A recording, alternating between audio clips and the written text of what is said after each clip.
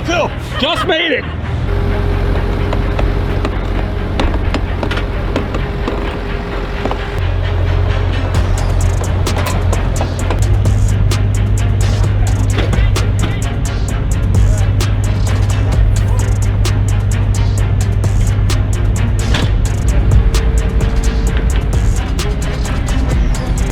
There we go.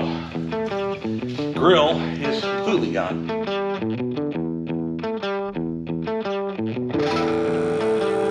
Just over there.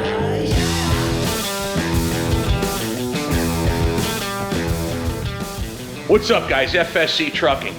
I'm doing this produced video right now, as you can see, with the GoPro I'm held in my hand, and we are also live. So I got my phone just sitting there fabulously on a hand-fabricated, very loosely hand-fabricated tripod mount right there. There you are. How you like that?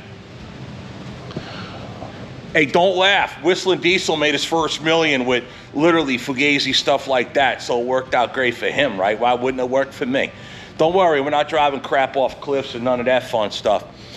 I don't have that kind of budget. But what we are going to do is we're going to get started working on the framework on this 1983 Ford Cabover. It's a CL9000. It was powered by this engine over here. We'll show it to you right here. This is the engine that came out of it. If you guys are new to the channel, it's a Cummins Big Cam. I don't know if Big Cam 3, Big Cam 4. I honestly don't know.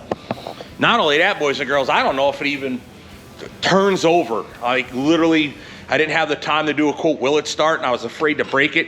So we just literally when I had the telehandler here, I literally just took the cab off, took the engine trans out, take the cab off, took it all apart, got ready because I only had a telehandler for a certain amount of time. So I'll show you what we got. There's the frame for the truck right there, as y'all can see.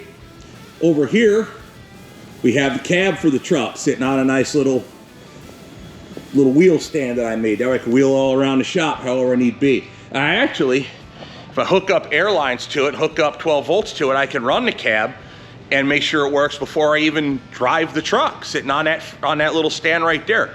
Okay, so if you're new to the channel, you're probably wondering, what are we doing with this truck exactly? Okay, so if you're new, you may not know. Let's explain. That truck, as it sits, well, when it was together, was underneath this mobile chapel trailer that came from North Bend, Washington. This unit was at the TA since about 98, I think it was, somewhere in that range. And was sitting there ever since. Basically just drove there, parked, they built a porch off the other side, and that's where it sat for like 25 years, hasn't moved. So it came originally, the truck came originally as a single drive axle. That's it, one axle, that's all. Now that won't work with what I do for hauling freight because we need at least a tandem axle. Maybe in the future we'll have a triple rear axle, you know, 4-axle truck, but for the time being. Now, if you notice, this truck always had these Dayton spokes, however you call them, wheels. And that's how it came. That's how it's gonna stay. Now, it just so happened that I had a truck with the same tandem axles that were a match set that came out of the 352 Peterbilt right there. These are the axles that are gonna go underneath the Ford. So what we're gonna do is we're gonna match these axles with the transmission that came out of the Peterbilt with this frame, that engine. That way the truck will be a little bit longer. Also, what we're gonna do is the fuel tanks have to be bigger because these are only 100 gallons this side. I want bigger tanks because we're gonna be doing long haul with it. So we need bigger tanks. So basically what we're doing, we're taking this frame rail and we're gonna add the old Peterbilt frame rail. Now this thing is an absolute thin pile of rusty garbage. That frame came off of this. All this is a template. So when we strip this all down, we're gonna weld this frame at the right length to the back of this truck. So the back of the truck is Peterbilt bolt holes, front of the truck is Ford. We're gonna have all new frame rails made based on this and that template. Makes sense now? Now, you may ask yourself, why in the world did you do all that kind of work for nothing?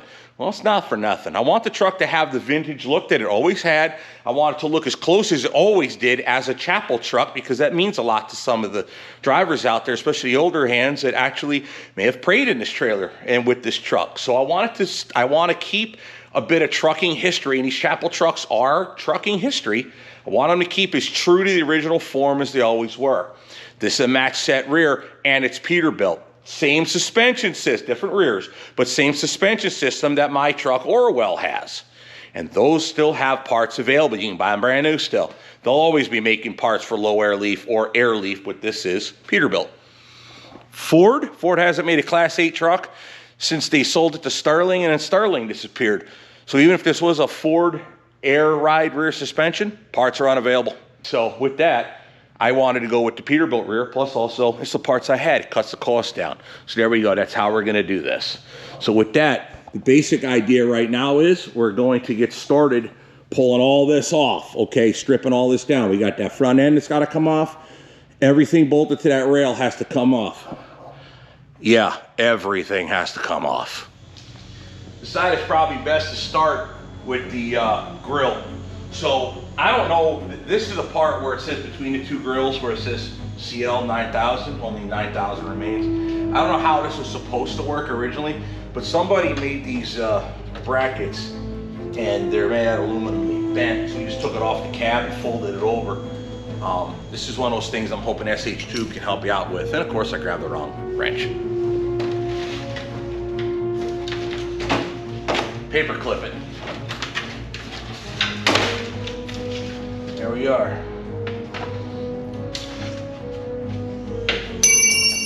That didn't work so gracefully.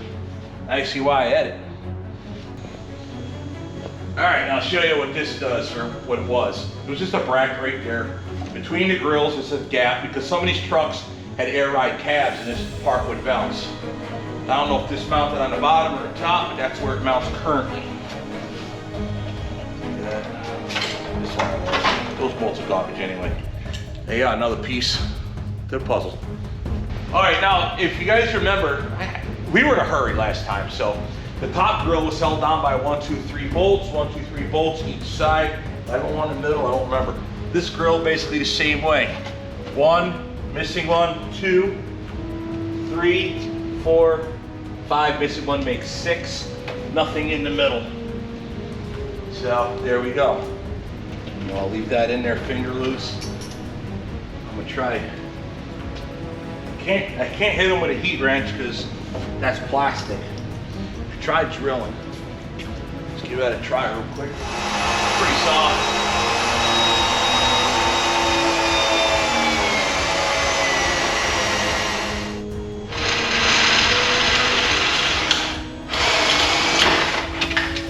There you go.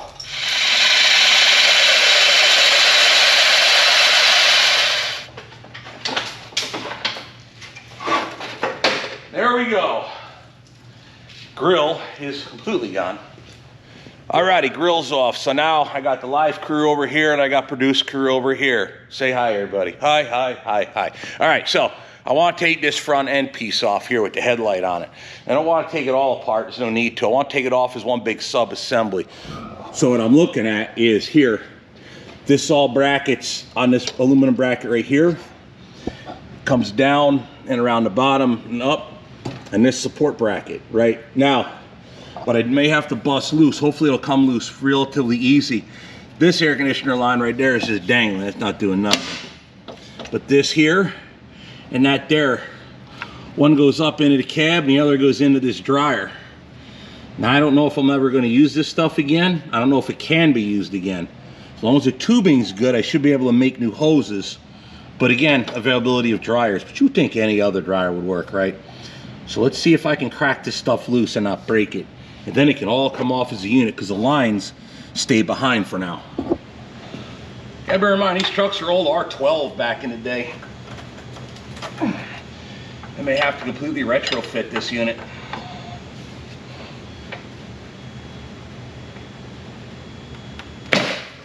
That's how you bust your knuckles. That's also how you get the job done.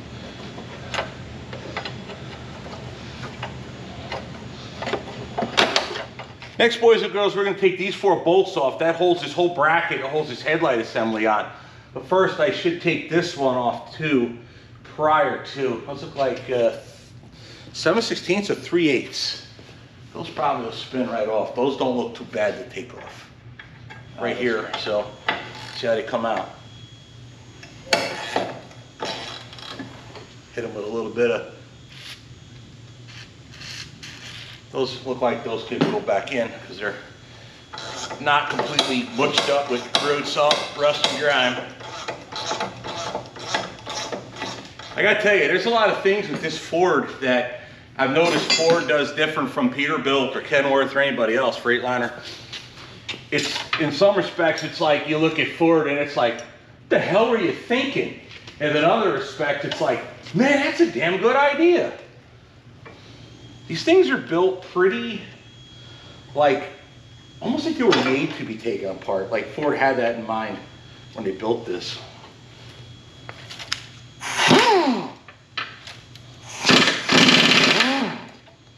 I was afraid of that. Cast aluminum and steel bolts. Steel bolts often get stuck in the cast aluminum. See, bolts just break right off.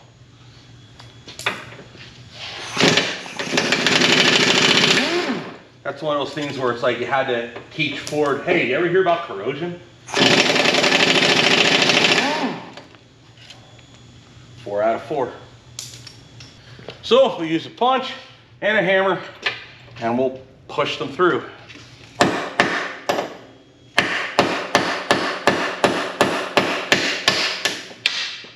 Can't describe how well that makes my hand feel.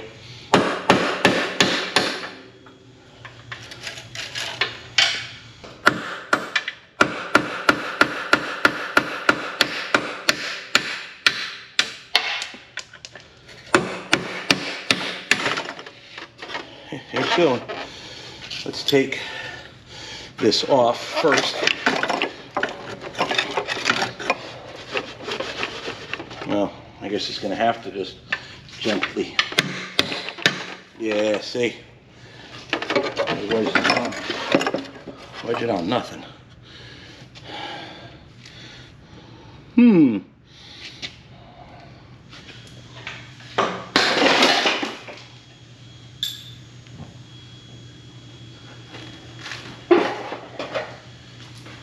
There we go.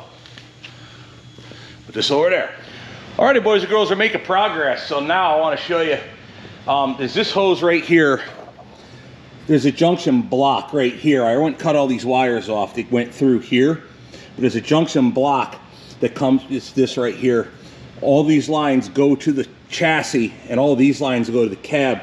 Ford wanted this to stay stationary for when the cab tilts back and forth. Peterbilt's answer was to lay it in a trough and let it float. Ford wanted it locked down. So I want to remove this block, but I want to show you. This one here in particular comes through and wraps around. It's this line right here, wraps around, down and around to your brake valve here. This is right, you know, in front of your, behind your front bumper, right in front of your pull hook, or behind it, I should say. Then it splits to a plastic line up and around through here. Through the frame to a rubber line to your brake chamber. Also, more easy to see, but identical on the other side. Wraps around your brake chamber. There you go. That's how that works. Now, what I want to do is simply get this junction block off. We need to put this all back in as it was.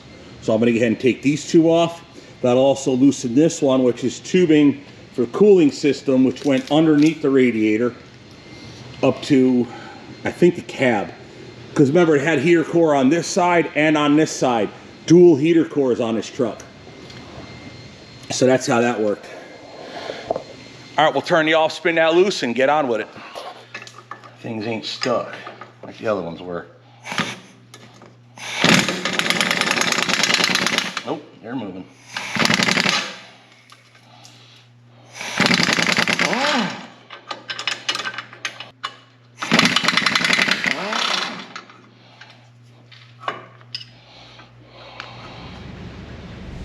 Alrighty, now this truck has 2 battery boxes, 1 each side. 2 batteries here, 2 batteries there. I guess that way it doesn't lean, right? That's how Ford did it. So believe it or not, this truck still has the batteries that were in it when it was parked 5-ish years ago. There they are, in all their not so glorious glory. Alrighty, so this is, what is this line? This is a line that goes to, I don't know. I think cab jack line? Yeah. It's not battery lines. Alright, so here's a battery cable line. Goes through this rubber isolator. Ford makes these nice rubber isolators apparently. Really nice and easy to work through. And each line splits. One's positive, one's negative. Obviously these lines are not to be trusted anymore, but they are there. So they're good for what they were. Are you gonna empty my entire toolbox? Yeah, kind of how it went. I used to laugh at sometimes the amount of tools. It felt like that. Like you emptied the man's box, just get some work done.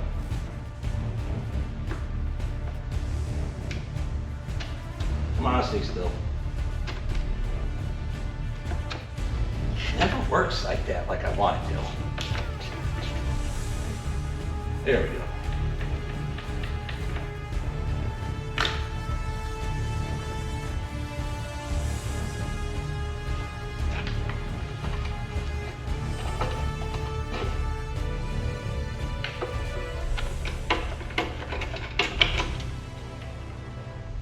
That's the only benefit to a, yeah, you gotta watch that. But this battery's been dead for probably 25 years. I think it matters. All right, so he's gonna go back on. So we got battery 1, garbage. And battery 2.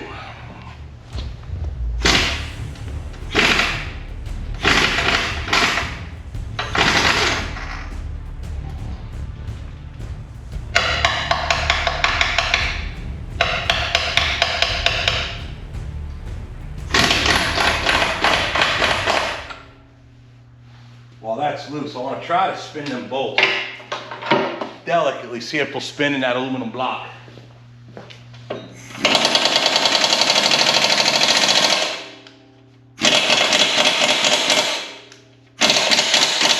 That ain't moving.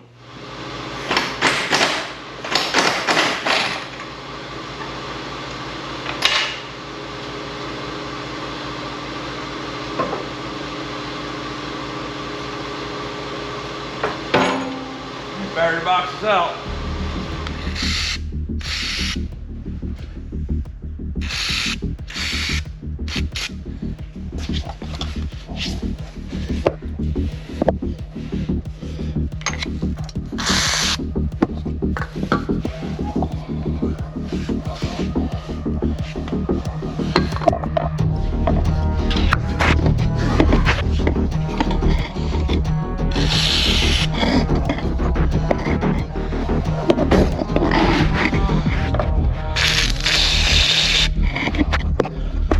Alrighty, so now I got you livers and you production guys all in one shot. Excellent.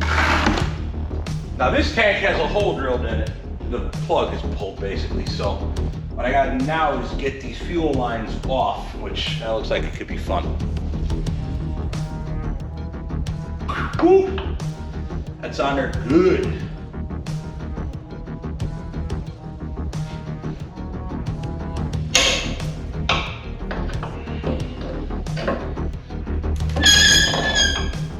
Twist that hose the entire way.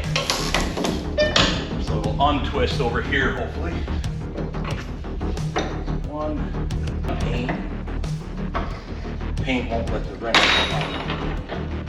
I don't know how many times this truck's been repainted while I was sitting still, like literally painting it with a brush.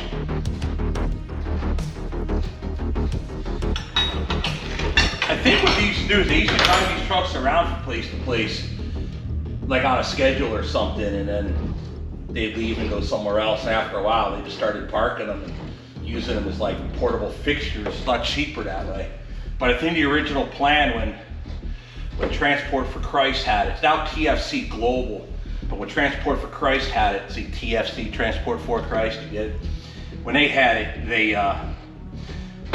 they started off as mobile, like legit mobile trucks that moved and went and did their thing. I think that's how they originally did it.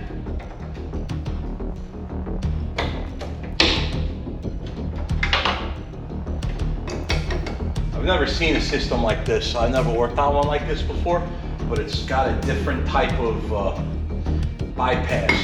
Probably, I don't know if it's exclusive. Answer that in the comments, I'll check that in a minute. Is a bypass valve like this, see this is labeled up, this is labeled engine that way. There's an arrow right here, labeled engine down. That says up. Clean that off better. Bring the GoPro over here to show you how it hooks up. Yeah. All right, so while I work this off, let me ask you guys something. This valve here, it's labeled. Now, is this valve, I've never seen one like this. I don't know everything. I've never seen one like this. So this is labeled engine that way with an arrow down, which is the return from the engine. This is labeled up, it says FILT, filter. So fuel goes up to the fuel filters in the engine, returns here. There's something labeled here, but it's corroded. And this shows in. So I'm imagining this is in from the tanks, out to the engine, return from the engine, return to the tanks. Is this a Cummins specific thing? Now, I've never messed with those. Or is this a Ford thing? This valving setup, what is it? That's the question I got for you guys. Let me know in the comments. You guys got a great view of my knee. Sorry. I wonder why it was dripping. It wasn't even really tight. So I got my drain pan down here. Because the other side had some fuel in it and it's been dripping ever since I brought the truck home. So out of this line, fuel should maybe. No, not a drop. All right, well, we'll leave it there anyway. Alrighty, now the game plan is to take the fuel tank off. So I'm gonna support it with the good floor jack. Spin that around a little bit. There we go. This tank is basically a template. It's not ever gonna be used again. The inside, when you look in there, it's just trashed. This is disgusting. So, let's see what socket we can use. There's no way to get a damn impact on it. Although if I was desperate to, I could take the tank straps off and then take these off. And see how they break loose. Or rather, if they break loose.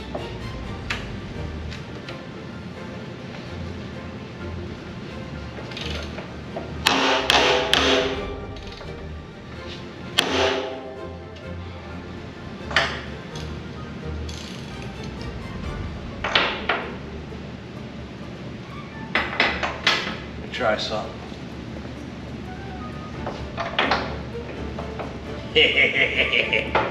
That might work.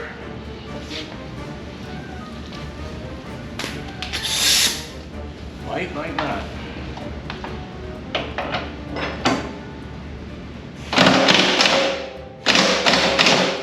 Probably would help if I was loosening it too.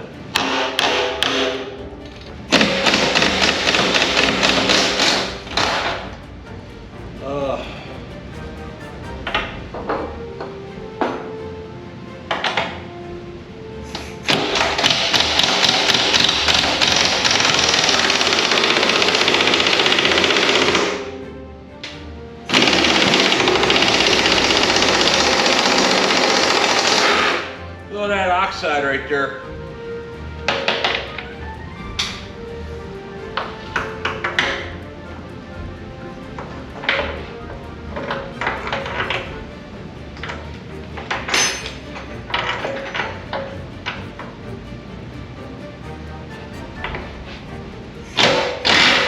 Come on, buddy.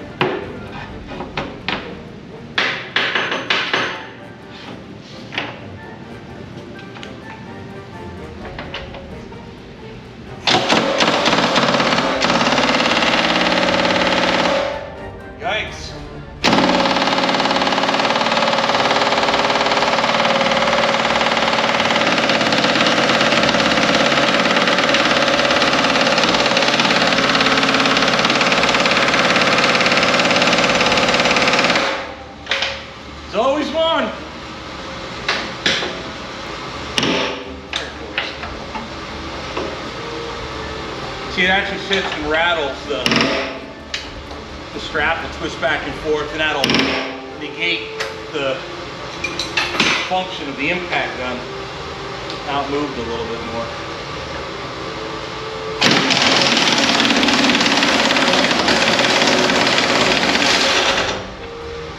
Now I talked to the place I plan on ordering the tanks from, and they said they can make me new straps too. But we're going to save the old straps.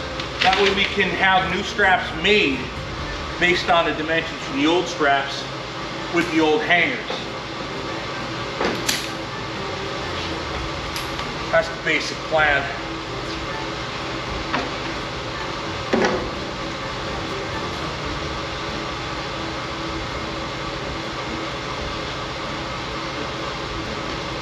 Stop. Hammer time.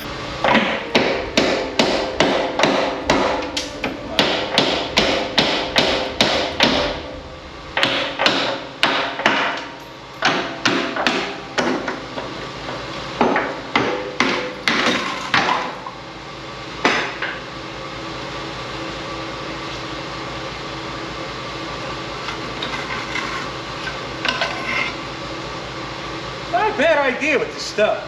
Ain't gonna lie.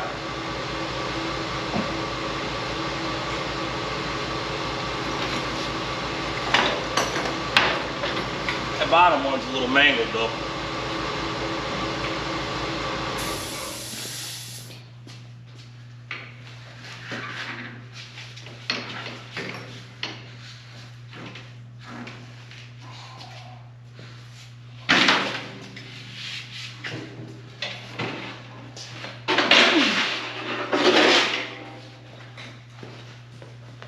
Alrighty, boys and girls, now I got the tanks off. I got the tank straps removed. No, but the bigger tanks, these are going to be spread out wider, so I'll have to mark that or notate that when I send the order in for new frame rails to be made. So now what I'm going to start doing is pulling these the two, I should say, it's 4 bolts each, get these tank hangers off. Now there's supposed to be a cross member that goes from this side to that side.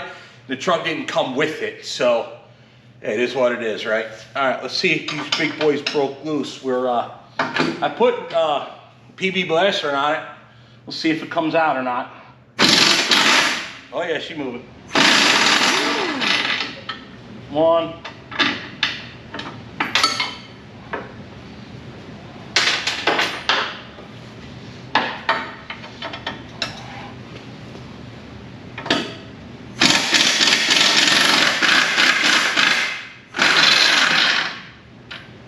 2.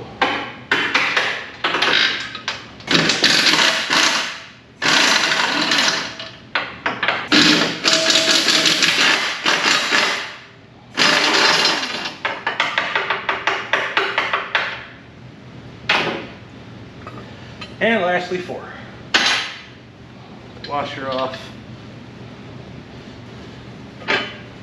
There we go. So now I'll put the bolts. I mean, I doubt I'll reuse these. I guess I can if I clean them up, but just to not lose them or to know how they were together. Although it's pretty obvious, I guess. Now, one thing I noticed, just like Peterbilt does, is Ford stamps their part numbers in the aluminum. Let me show you.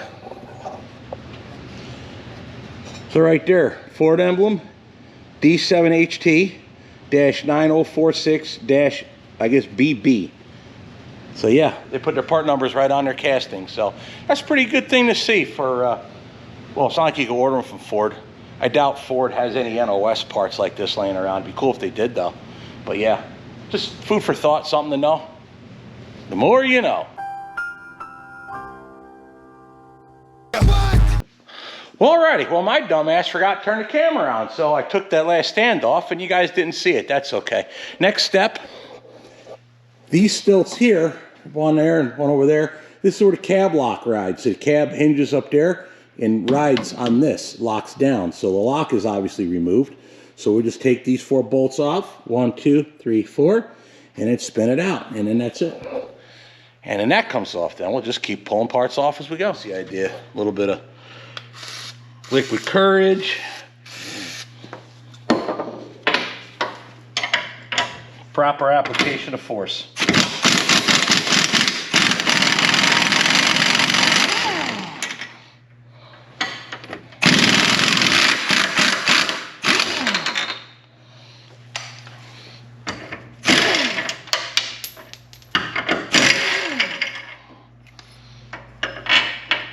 Fair amount of oxide in there.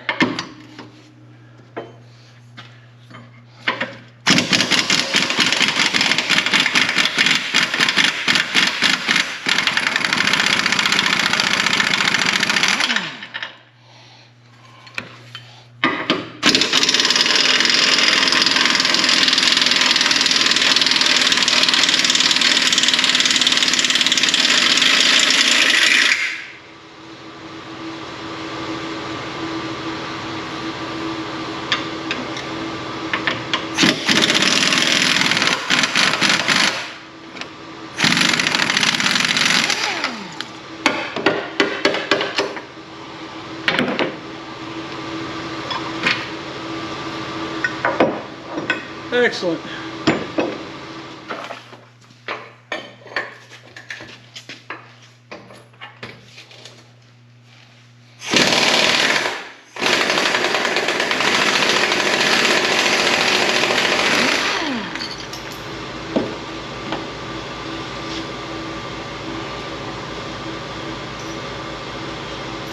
Come on.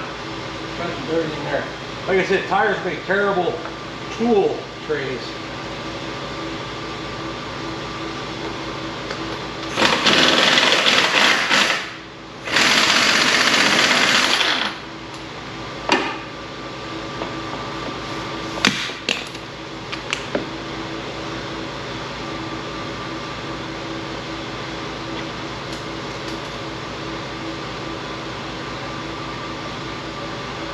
Crazy enough that one didn't have a rush.